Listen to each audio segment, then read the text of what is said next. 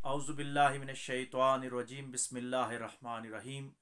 मुअज़्ज़ज़ नाज़रीन अस्सलामु अलैकुम वरहमतुल्लाहि वबरकातुहू। उम्मीद है आप सब खैरियत से होंगे। अल्लाह तबारक व तआला आपकी ज़िंदगियों में मज़ीद रहमतों और बरकतों का नुज़ूल फ़रमाए। आज हम कुरान मजीद के 14वें सिपारे का मुख्तसर ख़लासा बयान करने की कोशिश करेंगे। कुरान मजीद का 14वां सिपारा तकरीबन सूरत अल हजर की जो सारे मज़ामीन हैं उन पर मुश्तमिल है और इसके बाद सूरत अन-नहल पे मुश्तमिल है। इसकी इब्तदा यहाँ से होती है कि अल्लाह तबारक व तआला फरमाता है कि क़यामत के दिन ये काफिर और नाफरमान लोग आरजू करेंगे कि काश हम मुसलमान होते। यानी उस वक्त मुसलमान होने की कदर आएगी, इस ला इलाहा इल्लल्लाह मुहम्मद रसूलुल्लाह की कदर क़यामत के दिन आएगी, जब ये सारे ना मानने वाले आरजू करेंगे कि काश दुनिया में हमने तौहीद और रसालत पे ईमान लाया होता, दुनिया में हम ला इलाहा इल्लल्लाह मुहम्मद रसूलुल्लाह को दिलो जान से मान लेते। आगे अल्लाह फरमाता है कि इन काफिरों को छोड़ दो, ये दुनिया की चंद दिन की जिंदगी है, इसमें खा पी लें, याशी कर लें और अपने मुकर्रा वक्त पर अल्लाह का अजाब आकर इनको घेर लेगा। आगे अल्लाह फरमाता है कि ये अहले मक्का आप पर किताब नाजिल होने की वजह से, कुरान की वजह से आपको दीवाना कहते हैं और आपके साथ ये जिद करते हैं कि आप इस किताब की दलील के लिए फरिश्ते को लाएं कि फरिश्ता हमारे साथ ये किताब शेयर करता, यानी बशर क्यों ये किताब लेके आया है। तो आप फरमाओ कि फरिश्ते भी अपने मुकर्रा वक्त पर आएंगे, लेकिन वो अजाब लेकर आएंगे, वो किताब लेकर नहीं आएंगे। किताब लेकर, वही लेकर मैं ही तुम्हारे पास आया हूँ। और फिर अल्लाह फरमाता है कि आप निशानी है, इशारा है कि देखें बदर के वक्त फिर फरिश्ते आए थे जब अजाब हो रहा था अबू जहल को मारने के लिए और इनके अंग अंग को ख़त्म करने के लिए फरिश्ते आ गए थे। अल्लाह फरमाता है कि हमने इस कुरान को उतारा और हम ही इसके मुहाफ़िज़ हैं। यानी ये कुरान मजीद की बड़ी मशहूर आयत है कि हमने कुरान मजीद उतारा और हम ही इसके मुहाफ़िज़ हैं। यानी क़यामत तक के लिए कुरान मजीद अल्लाह की हिफाजत ख़ास में है, इसमें कोई भी तहरीफ़ात नहीं हो सकती, कोई भी तब्दीली इसके अंदर नहीं कर सकता। कुरान को ख़त्म करने वाले तो ख़त्म हो गए, लेकिन कुरान क़यामत तक रहेगा। आगे अल्लाह फरमाता है कि हमने इससे पहले वाले ग्रोह में भी रसूल भेजे, यानी पहले भी जितनी इंसानियत आई, जितने भी इंसान आए, उन कौमों की तरफ हमने रसूल भेजे, अपने पैगंबर भेजे, मगर वो उनमें से भी अक्सर लोग रसूलों के साथ मजाक करते थे, उनकी जो बातें थी उनका मजाक उड़ाते थे, तौहीद और रसालत पर ईमान नहीं लाते थे। तो अल्लाह फरमाता है कि ऐसे ओछे हथकंडे करने वाले मुजरमों को हम हिदायत नहीं देते, जो नबियों के साथ मजाक करते हैं, जो दलील के साथ बात करते हैं, जो बुरहान की तरफ आते हैं, हम उनको सीधा रास्ता दिखा देते हैं। आगे अल्लाह फरमाता है कि पहले लोगों का भी यही हाल था कि नबी जब उनके पास वही लेके आते तो वो कहते थे कि ये कोई जादू है, ये सहर है। और अहले मक्का, ये कुरैश मक्का, कुफारे मक्का जो ईमान नहीं ला रहे, इनका भी यही हाल है कि ये कहते हैं कि ये कुरान जो है ये सहर है, ये जादू है। लेकिन ये जादू नहीं है, ये अल्लाह की वही है जो मोहम्मद अलैहिस्सलाम लेकर आए हैं। आगे अल्लाह अपनी तौहीद में जो कायनात के अंदर से निशानियां बयान कर रहा है, सबसे पहले अल्लाह फरमाता है कि हमने आसमानों में बुर्ज बनाए और आसमान को देखने वालों के लिए मुज़य्यन और खूबसूरत बना दिया गया है।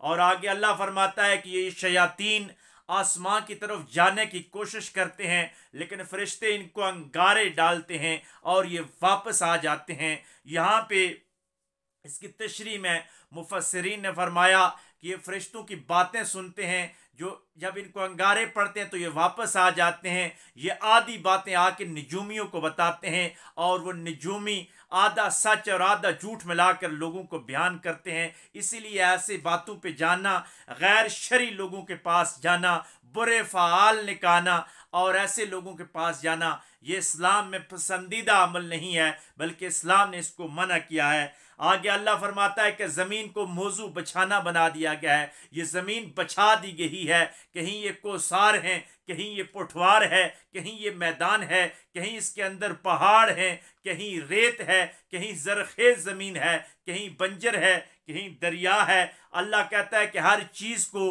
मौजू और मुनासिब जगह पे मैंने सेट कर दिया है और ये अल्लाह का ही काम है। और आगे अल्लाह फरमाता है कि इस ज़मीन में तुम्हारे लिए सामानी मैशियत पैदा किया गया है ताकि तुम माश और रिज़्क इससे हासिल कर सको। आगे अल्लाह फरमाता है कि हमारे पास ख़जाने हैं और हमने एक मुकर्रा मकदार के साथ, मुकर्रा हुदूद के साथ ज़मीन में वो डाल दिए हैं। इसमें अक्लमंद लोगों के लिए इशारे हैं। आगे अल्लाह फरमाता है कि हवाएं चलती हैं ज़मीन के ऊपर, फिर बारिशें बरसती हैं और हम आपको पानी पिलाते हैं। ये कितनी बड़ी नियामतें हैं जो अल्लाह को माने। अल्लाह फरमाता है कि हम ही जिंदा करते हैं और हम ही मौत देते हैं और हम ही आप सब के वारिस हैं, यानी आप सब ख़त्म हो जाओगे लेकिन अल्लाह हमेशा रहेगा। आगे अल्लाह फरमाता है कि हम पहले से आने वालों के हालात से भी बाखबर हैं। जो आपसे पहले आए उनके भी हम बाखबर हैं, क्योंकि बनाया तो उनको भी हम नहीं था, हम ही उनके खालिक थे। मौजूदा लोगों से भी हम वाकिफ़ हैं और जो आने वाले लोग हैं उनके हालात से भी हम वाकिफ़ हैं, क्योंकि हम ही ने उनको बनाया है, हम ही उनकी तख्लीक करेंगे। आगे अल्लाह फरमाता है कि यकीनन तेरा रब सबको जमा करेगा, यानी क़यामत के दिन सबको जमा किया जाएगा। अल्लाह बड़ी हिकमत वाला है। आगे अल्लाह फरमाता है कि इंसान को हमने खनखनाती हुई मिट्टी से पैदा किया, ये खाक से पैदा किया है इंसान। और जिन्नों को इससे पहले हमने आग से बनाया था, अंगारों से बनाया था। आगे अल्लाह फरमाता है कि तेरे रब ने फरिश्तों को हुक्म दिया कि मैं इस खाक से एक मखलूक बनाने लगा हूँ, जब ये मुकम्मल हो जाए, इसके अंदर रूह फेंक दिया जाए तो फिर आपने इसको सजदा करना है। सब फरिश्तों ने सजदा किया लेकिन इबलीस ने सजदा नहीं किया, शैतान ने सजदा नहीं किया। जब इससे पूछा गया कि तूने हुक्म पे अमल क्यों नहीं किया, तूने सजदा क्यों नहीं किया, तो इसने एतराज़न कहा कि मैं आग से बनाया गया हूँ, मैं अफजल हूँ, ये खाकी हैं, ये मिट्टी से बनाए गए हैं। तो अल्लाह तबारक व तआला ने फरमाया कि तूने मेरे हुक्म की नाफरमानी की, मेरे खलीफा की ताज़ीम नहीं की, लिहाजा निकल जा, तू मरदूद है आज के बाद और क़यामत तक के लिए तुझ पे लानत कर दी गई है। शैतान ने कहा कि या अल्लाह, मैं मोहलत मांगता हूँ, मैं तेरे इस खाकी बंदे को गुमराह करूँगा, तेरे रास्ते से हटाऊंगा। तो अल्लाह ने फरमाया क़यामत तक के लिए तुझे मोहलत है, लेकिन जो मेरे बंदे होंगे, जो मेरे लिए ख़ास होंगे, जो फर्मा बरदार होंगे, जो ईमान लाने वाले होंगे, वो तेरे चक्रों में नहीं आएंगे, वो तेरी तबलीग पर ध्यान नहीं रखेंगे। और क़यामत तक के लिए इसको मोहलत दे दी गई और फिर क़यामत के दिन इसकी जमात के साथ इसको दोज़ख में भेज दिया गया, यानी भेज दिया जाएगा। जो भी यानी दुनिया में इसकी पैरोकारी करेगा, हक का रास्ता छोड़कर ताऊत और साम्राज्य के रास्ते पे चलेगा, शैतान के रास्ते पे चलेगा, तो वो इसके साथ ही ये अपनी जमात को साथ लेकर क़यामत के दिन दोज़ख के अंदर चला जाएगा। और जो परहेज़गार लोग होंगे, जो सालिहीन होंगे, जो मुत्तकी होंगे, जो तौहीद और रसालत पर ईमान लाने वाले होंगे, अल्लाह फरमाता है कि इन परहेज़गारों के लिए क़यामत में जन्नत है।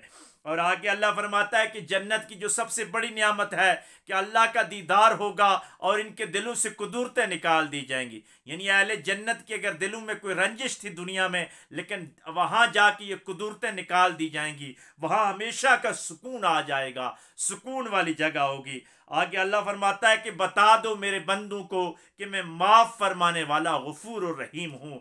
आगे अल्लाह फरमाता है कि मेरा अजाब भी बहुत सख्त है। और फिर आगे अल्लाह फरमाता है कि सुनाओ इनको इब्राहीम अलैहिस्सलाम का वो किस्सा कि जब इब्राहीम अलैहिस्सलाम के पास मेहमान आए फरिश्ते, उन्होंने उनकी ज़ियाफ़त की, उनसे पूछा कि कहाँ जा रहे हो, तो वो लूत अलैहिस्सलाम की कौम को लटने के लिए, उन पर अजाब लाने के लिए जा रहे थे। रास्ते में इब्राहीम अलैहिस्सलाम के साथ बैठते हैं, इब्राहीम अलैहिस्सलाम को बिशारत देते हैं कि आपके घर बेटा पैदा होगा, इसहाक अलैहिस्सलाम का। वो अपने बुढ़ापे का इजहार करते हैं, तो फरमाया कि अल्लाह की रहमत से मायूस ना हूँ, अल्लाह ही देने वाला है, वो जिस वक्त चाहे अता फरमा देता है। इसके साथ फिर आगे वो लूत अलैहिस्सलाम की कौम का जिक्र करते हैं कि लूत अलैहिस्सलाम की कौम के पास जब गए, वो कौम अगलाम बाजी पे, मर्दों के साथ बुरा फेल करने पे लग गई थी। इस गैर फितरी अमल की वजह से अल्लाह ने उन पर अजाब डाला। फरिश्ते खूबसूरत लड़कों की सूरत में उनके पास गए, वो फरिश्तों पे भी ललचाई हुई नजरें रखते थे। लूत अलैहिस्सलाम ने पेशेमानी का इजहार किया कि देखो ये मेरे मेहमान हैं, ये अल्लाह की तरफ से आए हैं, तुम ऐसा क्यों करते हो, तुम क्यों अपनी औरतों को छोड़कर इस तरफ आ गए हो। लेकिन वो ना माने तो फरिश्तों ने कहा कि आप इनको छोड़ दीजिए, इनका हम हिसाब ले लेंगे।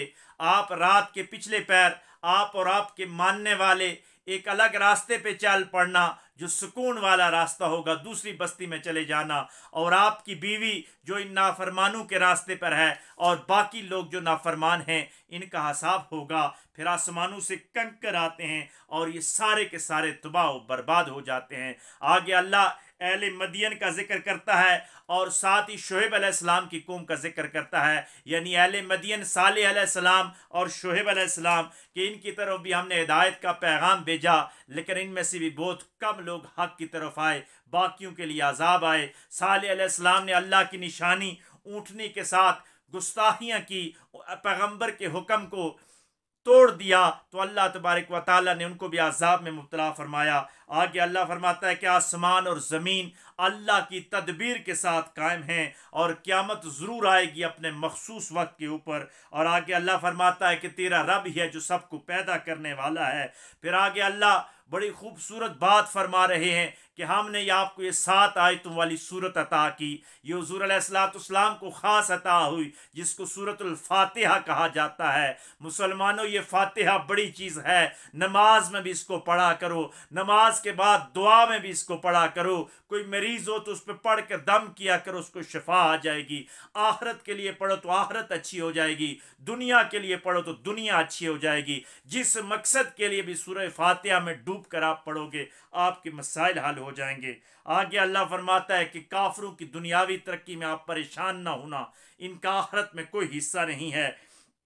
आगे अल्लाह फरमाता है कि आप कह दो कि मैं डराने वाला हूँ, यानी हुज़ूर अलैहिस्सलाम को खुशखबरी सुनाने वाला और डराने वाला भेजा है, यानी अल्लाह का डर सुनाने वाले, क़यामत के अजाब की खबरें देने वाले, नाफरमानों की गिरफ्त करने वाले। और आगे अल्लाह फरमाता है कि कुरान पर इल्ज़ाम न लगाओ कि ये कोई मनगढ़ंत कहानियाँ हैं, ये अल्लाह की किताब है। और आगे रसूलुल्लाह सल्लल्लाहु अलैहि वसल्लम को तसल्ली दे जा रही है कि मुशरिकीन जो कुरान के बारे में और आपके बारे में मजाक करते हैं, आप परेशान न होइए, हम आपके लिए काफ़ी हैं, अल्लाह अपने रसूल के लिए काफ़ी है। और आगे अल्लाह फरमाता है कि हमको मालूम है कि इन कमीनों की ये कमीनगी हरकतें आपको नागवार गुजरती हैं, लेकिन आप अपना सीना तंग न कीजिए, बस एक अल्लाह की तस्बीह बयान कीजिए और सजदा करने वालों में शामिल हो जाइए और इबादत उस वक्त तक करते जाइए जब तक कि मौत नहीं आती। ये आम इंसानों को भी पैगाम है कि दुनिया के मसाइब परेशानियों से घबराना नहीं है, बल्कि अल्लाह की तस्बीह बयान करनी है, सजदा करने वालों के साथ सजदा करना है और मौत के आने तक इबादत पे कायम रहना है। यहाँ पे सूरत अल हजर का इख्तिताम होता है, आगे सूरत नहल शुरू हो जाती है। ये शहद की मक्खी के जिक्र की वजह से इसका नाम नहल पड़ गया। ये मक्की सूरत है, इसकी आखिरी 3 आयात जो हैं वो मदनी हैं, वो ओहद से वापसी पे सरकार दो आलम सल्लल्लाहु अलैहि वसल्लम पर नाजल हुई हैं। सूरत नहल में 128 आयात हैं और 16 रुकू इसके अंदर पाए जाते हैं। 1845 अल्फाज हैं और 7642 हरूफ इसके अंदर पाए जाते हैं। आगे इसका इब्तदा होती है कि अल्लाह के हुक्म से अजाब ज़रूर आएगा। ये काफिर लोग जो जल्दी मचा रहे हैं, चैलेंजेस ला रहे हैं, अल्लाह फरमाता है कि जल्दी ना मचाओ, अल्लाह का अजाब ज़रूर आएगा और अल्लाह पाक है, वो बुलंद है, हर किस्म की शिरक से पाक है, उसका कोई भी शरीक नहीं। आगे अल्लाह फरमाता है कि अल्लाह जिस पे चाहता है वही अता करता है, यानी जिसको चाहता है वो अपना फजल के इंतहा करके उसको पैगंबर और रसूल बना देता है। इसलिए तुम मेरे महबूब पे एतराज़ात न करो। आगे फिर अल्लाह तौहीद की निशानियां बयान कर रहा है कि ज़मीन व आसमानों का मालिक कौन है, अल्लाह है। आगे अल्लाह फरमाता है कि ये चौपाए तुम्हारे लिए पैदा किए गए, ये 4 टांगों वाले जानवर जो हलाल पैदा किए गए इनमें से जो इनमें तुम्हारे लिए लिबास है, यानी इनके चमड़ों से तुम लिबास बनाते हो, तुम्हारे लिए दूध है, ये तुम्हारे लिए सवारी के लिए पैदा किए गए, और तुम्हारे लिए खूबसूरती है इनके अंदर। अल्लाह तबारक व तआला आगे फरमाता है कि ये तुम्हारा बोझ उठाते हैं, तुम्हारा सामान लेके आते हैं, और तुम्हारा रब गफूर और रहीम है जिसने इतनी नियामतों से तुझे नवाजा है। आगे फिर अल्लाह तफसील के साथ बता रहे हैं कि ये खच्चर, घोड़े, गधे और आने वाले वक्त की जो चीज़ें हैं जिनको हिडन कर दिया गया है, यानी रेलगाड़ियाँ, हवाई जहाज, मोटर कारें, ये जितने भी सामान हैं, आगे अल्लाह फरमाता है कि ये सब तुम्हारे लिए हैं, लेकिन तुम मेरे लिए हो जाओ। है बंदे, ये इतनी नियामतें अल्लाह इसलिए दे रहा है और कुरान में बयान कर रहा है ताकि तू तौहीद शनास हो जा, तू रब शनास हो जा, तू बुतों को छोड़ दे, तू मखलूक के आगे झुकना शुरू कर दे, तू एक अल्लाह के आगे झुकना शुरू कर दे और अल्लाह के रसूल के रास्ते पे चलना शुरू कर दे। आगे अल्लाह फरमाता है कि अल्लाह का रास्ता सीधा है, वो सिरात मुस्तकीम है, और अगर वो चाहता तो नजरियाती तौर पर सबको एक ही अकीदे पर रखता, लेकिन उसने आजमाइश के लिए सबको खुला छोड़ दिया है। इसमें जो अक्ल वाले हैं, जो फहम वाले हैं, जो अदराक वाले हैं, जिनके दिल साफ हैं, वो अल्लाह की तरफ आएंगे। आगे अल्लाह फरमाता है कि आसमान से पानी तुम्हारे खेतों को उतर कर आबाद करता है, यानी बारिश। फिर आगे फरमाता है अल्लाह दिन और रात, सुबह शाम, सूरज और चांद और सितारों में अक्ल वालों के लिए बड़ी निशानियां हैं। आगे अल्लाह फरमाता है कि दरियाओं और समुद्रों को तुम्हारी रोजी के लिए मुसख्खर कर दिया गया है ताकि तुम शुक्र गुजार बन जाओ। आगे अल्लाह फरमाता है कि पहाड़, नहरें और रास्ते बनाए तुम्हारे लिए ताकि तुम अकल हासिल कर सको और हिदायत की तरफ आ जाओ। आगे अल्लाह फरमाता है कि ये सितारे भी मंजिल की सिमत का तयन करते हैं। और आगे अल्लाह फरमाता है कि क्या इसके लिए दोबारा पैदा करना मुश्किल है? जिस अल्लाह ने एक दफ़ा तुम्हें बनाया है, क्या मरने के बाद तुम्हें ज़िंदा नहीं कर सकता? अल्लाह की नियामतों को तुम गिन नहीं सकते अगर ज़मीन पे निकल जाओ। आगे अल्लाह फरमाता है कि जो तुम छुपाते हो या जाहिर करते हो, अल्लाह सब कुछ जानता है। और ये तुम महबूद बना के जिन मुर्दों को पकारते हो, मुर्दों के नाम पे बुत बनाते हो, अल्लाह फरमाता है कि महबूद वाहिद यकता मैं रब्बुल आलमीन हूँ, ये तुम्हारा कुछ फ़ायदा नहीं दे सकते। और ये मगरूर और सरकश लोग जो है ये ईमान नहीं लाएंगे, ये इन घटिया बुतों को ही पूछते रहेंगे। अल्लाह फरमाता है आगे कि ये कुरान को कहते हैं कि ये पिछली लोगों की कहानियां हैं, और अल्लाह फरमाता है कि ये गुमराही का बोझ ये उठा रहे हैं ऐसी बातें करके। हालांकि कुरान तो माजी की तारीख बयान कर रहा है, हाल के वाक़यात से मुस्तकबिल की राहें मुतय्यन कर रहा है। ये आलमीन की इब्तदा से लेकर इंतहा तक सारे पैगामात दे रहा है। सिर्फ इखलास के साथ कोई कुरान की तरफ आके तो देखे। आगे अल्लाह फरमाता है कि जो ज़मीन को ख़राब करते हैं फसाद के ज़रिए, उनका अंजाम बुरा है। आगे अल्लाह फरमाता है कि अल्लाह इनकी मक्कारियों से आगाह है, ये मुशरिकीन, ये काफिर, इनकी मक्कारियों से अल्लाह आगाह है। आगे अल्लाह फरमाता है कि क़यामत के दिन ये सारे मुशरिक जमा होकर भी अपने शरीकों को ले आएँ, लेकिन अल्लाह के सामने किसी का शरीका नहीं चलेगा, और मरने के बाद फरिश्ते इनका हिसाब लेंगे और अच्छे तरीके के साथ हिसाब लेंगे। नेकोकार लोगों को जन्नत तक पहुंचा दिया जाएगा, और जो अल्लाह की आयतों का मजाक उड़ाया करते थे उनको दोज़ख तक पहुंचा दिया जाएगा। आगे अल्लाह फरमाता है कि रसूल का पैगाम वाज़े होता है, इसके बाद जो शिर्क करता है वो अपने अंजाम का खुद जिम्मेदार है। वो दोज़ख में अगर गया तो पैगंबरों से पूछनी होगी, क्योंकि वो तो सिर्फ पैगाम देने वाले हैं, वो अल्लाह की हिदायत देने वाले हैं। हिदायत कबूल करना या ना कबूल करना ये तुम्हारे पास ऑप्शन है। आगे अल्लाह फरमाता है कि हमने हर उम्मत में रसूल भेजा और लोगों को साथ ये भी कहा कि ज़मीन पे चलो फिरो और न मानने वालों का, जालिमों का, काफरों का अंजाम देखो।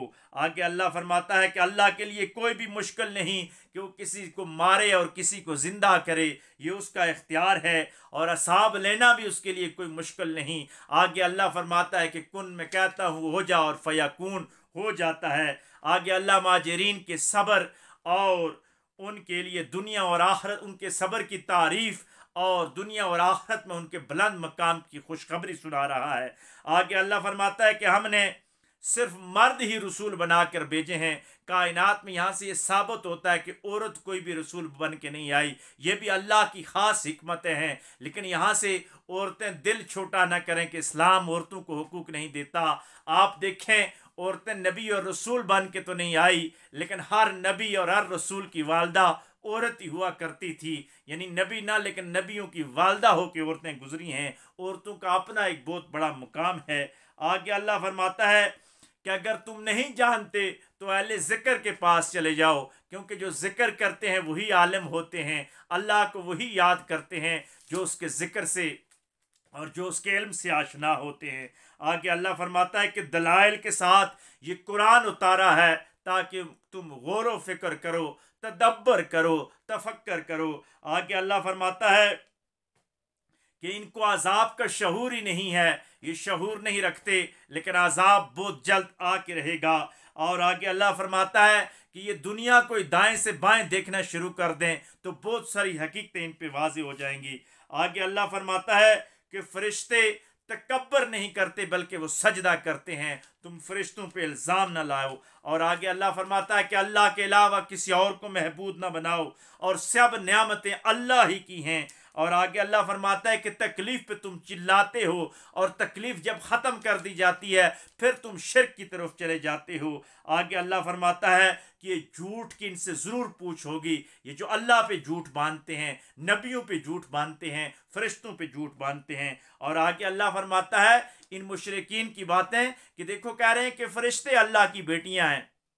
ये क्या एक बात कर रहे हैं कि अपने लिए अल्लाह कहता है कि ये बेटे पसंद करते हैं और अल्लाह के लिए बेटे बेटियां। कहा अल्लाह बेटे और बेटियों से पाक है, वो यकता है। और आगे अल्लाह फरमाता है कि लड़की की पैदाइश पे हाल तो इनका ये है कि इनके अपने दिल स्याह हो जाते हैं, इनके चेहरे स्याह हो जाते हैं, इतने गमगीन हो जाते हैं लड़की की पैदाइश पर। मैं कुर्बान जाऊँ रहमतुल लिल आलमीन सल्लल्लाहु अलैहि वसल्लम की ज़ात पे, जिन्होंने आके औरतों के हुकूक की बात की और फरमाया कि बेटी अल्लाह की रहमत होती है, परेशान ना होना। अल्लाह इन मुशरिकीन और इन नाफरमान लोगों की बात कर रहा है कि बेटियों की पैदाइश पे ये परेशान हो जाया करते थे। आगे अल्लाह फरमाता है कि जो कुछ भी तुम छुपाते हो तुम्हारे दिलों के जो दरमियान है और जो ईमान नहीं लाते हो, तो अल्लाह तुम्हें ज़रूर इसका हिसाब लेगा और अल्लाह गालिब हिकमत वाला है। आगे अल्लाह फरमाता है कि अगर मैं ख़ताकारों को पकड़ना शुरू कर दूं, पकड़ होनी शुरू हो जाए तो ज़मीन पे चलता फिरता कोई ना आए, ये तो अल्लाह की रहमत है कि उसकी सत्तारी से हमारे गुनाहों पे पर्दे पड़े हुए हैं, वरना इंसानों में से किसी की मजाल नहीं कि अल्लाह के अज़ाब के सामने पेश हो जाए। आगे अल्लाह फरमाता है कि अल्लाह के अज़ाब का वक्त करीब है, वो ज़रूर आके रहेगा। आगे अल्लाह फरमाता है कि नाफरमानों के लिए आग है। आगे अल्लाह फरमाता है कि हमने पहले भी रसूल भेजे, लेकिन शैतान लोगों को बुरे अमाल मुज़य्यन करके दिखाते थे और लोग शैतान के रास्ते पे चल पड़ते थे। और रसूलों की तबलीग के बाद भी जो लोग शैतान के रास्ते पे चले गए उनके लिए सख्त अजाब है। आगे अल्लाह फरमाता है कि तौहीद को वाज़े करने के लिए मैंने कुरान उतारा है। आगे अल्लाह फरमाता है कि अल्लाह बारिश से ज़मीन को ज़िंदा करता है और इसमें अक्ल वालों के लिए बड़ी निशानियां हैं। आगे अल्लाह फिर फरमाता है कि चौपाइयों पे गौर करो कि इनके गोबर और गोश्त के दरमियान से एक ख़ास नियामत दूध तुम्हें अता होता है, फिर भी तुम शुक्र नहीं करते, तुम तफक्कर नहीं करते, तुम इबरत हासिल नहीं करते। और आगे फिर अल्लाह फरमा रहा है कि ये फल, अंगूर और ये मुख्तलिफ़ किस्म के जो फ्रूट हैं इसमें भी अक्लमंदों के लिए बड़ी निशानियां हैं। इस सूरत में अल्लाह तमाम नियामतों का खोल खोल कर जिक्र कर रहा है और फिर तौहीद की दावत दे रहा है कि बंदे क्या क्या मैंने तेरे लिए बनाया है, बस तू मेरा हो जा। आगे अल्लाह फरमाता है कि हमने हुक्म भेजा है शहद की मक्खी को कि ये ऊंचे पहाड़ों पे और जंगलों में जाके छत्ते बनाती है और फिर हर किस्म के फ्रूट से ये रस लेती है, हर किस्म के फूलों से ये रस निचोड़ के लाती है और फिर ये शहद बनाती है, जो शहद सब इंसानों के लिए शिफा है, लोगों के लिए जिसमें शिफा है। एक हदीस का मफहूम है कि ये शहद की मक्खी ने हुज़ूर अलैहिस्सलाम से अर्ज़ की कि या रसूलल्लाह सल्लल्लाहु अलैहि वसल्लम, हम हर जगह से रस इकट्ठा करके लाती हैं फूलों का, फिर मलका बैठ जाती है और बाकी शहद की मक्खियाँ एक हल्का बना के इसके गिर्द बैठ जाती हैं। वो अल्लाह की तस्बीह के बाद मोहम्मद अलैहिस्सलाम पर कसरत से दुरूद सलाम पढ़ती हैं। वो दुरूद सलाम पढ़ते पढ़ते वो कड़वाहट वाला रस भी जो है वो मिठास में बदल जाता है और ये शहद मर्ज वजूद में आ जाता है। अल्लाह फरमाता है कि इस शहद में लोगों के लिए शिफा है। आगे अल्लाह फरमाता है कि इसमें भी निशानी है ताकि तुम गौर व फिक्र कर सको, तदब्बर व तफक्कर कर सको। आगे फिर अल्लाह फरमाता है कि वही है अल्लाह जिसने जिंदा किया और वही है जिसने मारना है। और आगे अल्लाह फरमाता है कि मैंने इंसानों में बाज को बाज पर दर्जों में फजीलत अता फरमा दी। किसी को रिस्क ज़्यादा दिया, किसी को इल्म दिया, किसी को हुस्न दिया, किसी को वजाहत दी। आगे अल्लाह फरमाता है कि ये मेरी तकसीम है, लेकिन अफसोस है बंदे तू बंदू की ग़ुलामी क्यों कर रहा है अल्लाह को छोड़कर। तू अल्लाह का हो जा, क्योंकि अल्लाह के अलावा तेरा कोई और महबूद नहीं है। आगे अल्लाह फरमाता है कि मैंने तुम्हारे लिए तुम्हारी बीवियाँ बनाई और औलादें बनाई ताकि तुम सुकून हासिल कर सको। आगे अल्लाह फरमाता है कि अजीब बात है कि ये लोग मुहसिन हकीकी का शुक्र अदा नहीं करते और शिर्क की गहराइयों में चले गए हैं। आगे अल्लाह फरमाता है कि अल्लाह के अलावा कोई भी नहीं है जो ज़मीन से पैदावार निकाल सके और तुम्हारे खसारों को पूरा कर सके और तुम्हें रोज़ी दे सके। आगे अल्लाह फरमाता है कि हक़ की मिसाल ना मानने वालों की ये गूंगे और बहरे इंसान की तरह है जो ना बोल सकता है ना सुन सकता है। ये काफरों की मिसाल ऐसी है। आगे अल्लाह फरमाता है कि आसमान और ज़मीन क़यामत सब अल्लाह के ही हैं और अल्लाह हर चीज़ पर कादिर है। वो मालिक यौमिद्दीन है।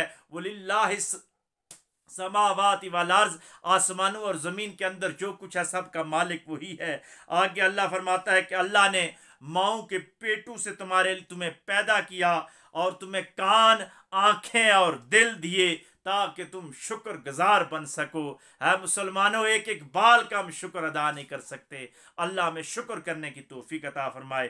फिर आगे अल्लाह फरमाता है ये परिंदों का उड़ना फ़ज़ा में, ये तुम्हारे घरों को तुम्हारे लिए सुकून का मरकज़ बनाना, चौपाइयों की नियामतें, इनका चमड़ा, इनका गोश्त और क़यामत के दिन तक इन नियामतों से आपको इस्तिफ़ादा करने का मौका देना। ये पहाड़, ये गारें, ये लिबास तुम्हारे लिए और ये कपड़े सब तुम्हारे लिए इसलिए बनाए हैं कि ताकि तुम शुक्रगुजार बन सको। अल्लाह उन नियामतों का जिक्र कर रहा है जिनसे कपड़े बनते हैं, जिनसे लिबास पैदा होता है। आगे अल्लाह फरमाता है कि फिर भी अगर वो इतराज़ करते हैं इतनी नियामतों के बाद तो आपके ज़िम्मे हक़ पहुँचाना ही है। हिदायत आपके बस में नहीं, हिदायत अल्लाह देने वाला है। वो दिलों के हालात जान के जिसको चाहता है हिदायत अता फरमा देता है। आगे अल्लाह फरमाता है कि जानते पहचानते हुए ये लोग मुनकर हो गए, ये नाशुक्रे हो गए और ये काफिर हो गए। अल्लाह फरमाता है कि हर नबी को क़यामत के दिन इसकी उम्मत पे गवाह बना के पेश किया जाएगा। वो नबी गवाही देगा कि मैंने इनको तौहीद और रसालत का पैगाम दिया, मैंने अल्लाह की मार्फत इनको सिखाई, लेकिन ये जालिम लोग थे, ये जुल्म और शिर्क की तरफ जाते रहे। अल्लाह फरमाता है कि जालिमों के जुल्म में कोई तखफीफ नहीं होगी, उनके अजाब में कोई कमी नहीं आएगी। इस जुल्म के बदले में अल्लाह उनको अजाब जहन्नम से नवाजेगा। आगे अल्लाह फरमा रहा है कि इंसाफ करो। इंसाफ का हुक्म देने के साथ कराबतदारों और अपने करीबी रिश्तेदारों के साथ एहसान करने का हुक्म दे रहा है। आगे अल्लाह फरमा रहा है कि वादा करो और उसको पूरा करो। वादा तोड़ना बड़ा गुनाह है और कस्में खाकर फिर कस्में तोड़ा ना करो। आगे अल्लाह कहता है कि अल्लाह सब कुछ जानता है जो तुम करते हो। आगे अल्लाह फरमाता है कि अल्लाह की आयत की कीमत ना लगाना, यानी अल्लाह की आयात को ना बेचना। ये हक की जो दावत है इसको कभी भी चंद टकों की खातिर ठुकरा ना देना, चंद पैसे रिश्वत लेकर इसके अहकामात को तब्दील ना कर देना। आगे अल्लाह फरमाता है कि तुम्हारा माल ख़त्म हो जाएगा लेकिन अल्लाह हमेशा है, वो हमेशा रहेगा। ये दुनिया फ़ानी है, ये ख़त्म हो जाएगी। आगे अल्लाह फरमाता है कि नेक अमाल करने वाला मर्द हो या औरत हो उनको ज़रूर अजर दिया जाएगा। आगे अल्लाह फरमाता है कि कुरान पढ़ने से पहले शैतान से पनाह मांग लिया करो, यानी औज़ु बिल्लाहि मिनश शैतानिर रजीम पढ़ लिया करो, क्योंकि ये कुरान पढ़ते हुए तुम्हारे दिलों में वसवसे डालता है। दूसरी जगह पे अल्लाह फरमा रहा है कि इस कुरान की वजह से बहुत सारे लोग गुमराह हो जाते हैं और बहुत सारे लोग हिदायत पा जाते हैं। इस पे वासिफ अली वासिफ रहमतुल्लाह अलैह ने कमाल बात की कि अल्लाह के कुरान की आयात इतनी बाहिया है कि ये कम ज़र्फ इंसान से हकीकत का पर्दा कर लेती हैं, वो समझ नहीं सकता और वो गुमराह हो जाता है। आगे अल्लाह फरमाता है कि शैतान का जोर मोमिनों पर नहीं चलता, यानी जो औज़ु बिल्लाहि मिनश शैतानिर रजीम दिल से पढ़ते हैं फिर उन पे शैतान का असर नहीं चलता। आगे अल्लाह फरमाता है कि अगर हम कोई आयत बदलते हैं तो उसकी जगह नई आयत ले आते हैं, यानी कुरान किसी हुक्म को बदलता है तो उसकी जगह नया हुक्म आ जाता है। आगे अल्लाह फरमाता है कि ये कुरान जिब्रील आमीन के मुकद्दस रूह के ज़रिए उतारी जाती है, यानी जिब्रील आमीन रूहुल अमीन लेके आते हैं और मुसलमानों के लिए इसमें खुशखबरी है और ये अरबी ज़बान में वाज़े हिदायत है। और अल्लाह फरमाता है कि मजबूर के लिए माफ़ी है, लेकिन जिनका सीना कुफर के लिए खुल जाता है, जो दिल से कुफर को कबूल कर लेते हैं, उन पे सख्त तरीन आज़ाब है। आगे अल्लाह फरमाता है कि दुनिया को आखिरत से बेहतर जानना ये काफरों का ही शेवा है, वरना मुसलमान और मोमन तो आखिरत को दुनिया पर तरजीह देते हैं। आगे अल्लाह फरमाता है इनके दिलों पे मोर लगा दी गई है और ये खसारे वाले लोग हैं। अल्लाह आगे हिजरत करने वाले, जहाद करने वाले और सब्र करने वालों के लिए अजर अजीम का ऐलान कर रहा है। आगे अल्लाह फरमाता है कि क़यामत के दिन सबको पूरा पूरा अजर दिया जाएगा। आगे अल्लाह फरमाता है कि अमन की बस्तियां नाशुक्री की वजह से भूख और अफलास में चली जाती हैं, यानी इनफरादी तौर पर भी नाशुक्री नहीं करनी और इज्तमाही तौर पर भी नाशुक्री नहीं करनी। आगे अल्लाह फरमाता है कि जिन्होंने रसूलों को और हमारी आयतों को जुटलाया इन पर अजाब होगा और अजाब अजीम होगा। आगे अल्लाह फरमाता है लाल और पाक चीज़ें खाओ और हराम के करीब ना जाओ और शुक्र करो। आगे अल्लाह हराम चीज़ें गिनवा रहा है कि मुर्दार, सूर यानी खंजीर और गैरुल्लाह के नाम पे ज़बह होने वाली चीज़ें ये तुम्हारे लिए हराम करार दी गई हैं। इसके साथ ही अल्लाह फरमाता है कि दुनिया मता एक कलील है, तुम कलील पे न जाओ, तुम आखिरत की तरफ जाओ, वो कसीर है, वो हमेशा रहने वाली है। इसके साथ ही अल्लाह इब्राहीम अलैहिस्सलाम की तारीफ़ फरमा रहे हैं कि वो मुआहिद थे और शुक्रगुजार बंदे थे और दीन हनीफ लेकर आए थे। और आगे अल्लाह फरमाता है कि योम सिब्त पे यहूदियों का इख्तलाफ था, कोई कहते थे जुम्मे को है, कोई कहते थे हफ्ते को है, कोई कहते थे इतवार को है, लेकिन हकीकत में हफ्ते को ही था और ये उस पर ठहर न सके। उस दिन भी शिकार से बाज ना आए, जाके शिकार को जमा करके आया करते थे, इसलिए अल्लाह ने इन पे अजाब डाल दिया। आगे अल्लाह फरमाता है कि अल्लाह की तरफ अगर किसी को बुलाना हो तो हिकमत की तरह, हिकमत के साथ, दानिश के साथ, मुआज़े हसना के साथ, एहसन तरीके के साथ अल्लाह की तरफ बुलाओ। और अगर ज़रूरत के वक्त अल्लाह की तरफ बुलाने के लिए दलील की ज़रूरत पड़े, बहस की ज़रूरत पड़े, तो ऐसन तरीके के साथ आपने दलील देनी है, ऐसन तरीके के साथ बहस करनी है। ओछे हथकंडों के ज़रिए इस्लाम फैलाया नहीं जा सकता। इस्लाम ऐसन तरीके से ज़बान की मिठास से, आँख के हया से और हाथ की सखावत से फैलाया जाता है। इसके साथ ही अल्लाह फरमा रहा है कि सब्र करने वालों के लिए बड़ा अजर है। आप लोगों को अल्लाह की तरफ बुलाओ, लेकिन बदले में अगर कोई नाजेबा बातें आ जाए, कोई आजमाइशें आ जाए, तो आपने सब्र करना है, क्योंकि ताइफ की वादियों ने हमारे पैगम्बर अलैहिस्सलाम ने हमें ये सिखाया था कि तौहीद के रास्ते में आजमाइशें आएँ तो बद्दुआएं नहीं करते बल्कि सब्र करते हैं। आगे अल्लाह फरमाता है कि इन मुशरिकीन मक्का की चालों पे गमगीन ना होना, अल्लाह हमेशा नेकोकारों और परहेज़गारों के साथ है, अल्लाह आपके साथ रहेगा। यहाँ पे 14वां स्पारा इख्तिताम पजीर होता है। कल इंशाअल्लाह 15वें स्पारे के साथ आपके सामने हाज़िर होंगे। आज कि इस प्रोग्राम में अगर हमसे कोई गलती हो गई है तो अल्लाह तबारक व तआला से दुआ करते हैं कि अल्लाह हमें माफ़ फरमाए। जो हक बात हुई है, जो खैर के कलमात अदा हुए हैं, इसको दोस्तों के साथ शेयर कीजिएगा और दुआ कीजिएगा कि अल्लाह इस पर हम सबको अमल करने की तौफीक अता फरमाए। इस प्रोग्राम के हवाले से अगर किसी का कोई सवाल हो तो कमेंट्स बॉक्स में जाकर, मेरे ज़ाती नंबर पे जाकर, जीमेल पे जाकर रब्ता किया जा सकता है। इंशाअल्लाह आपके सवालों के जवाब दिए जाएंगे। व आखिर दावाना अनिल हम्दुलिल्लाहि रब्बिल आलमीन।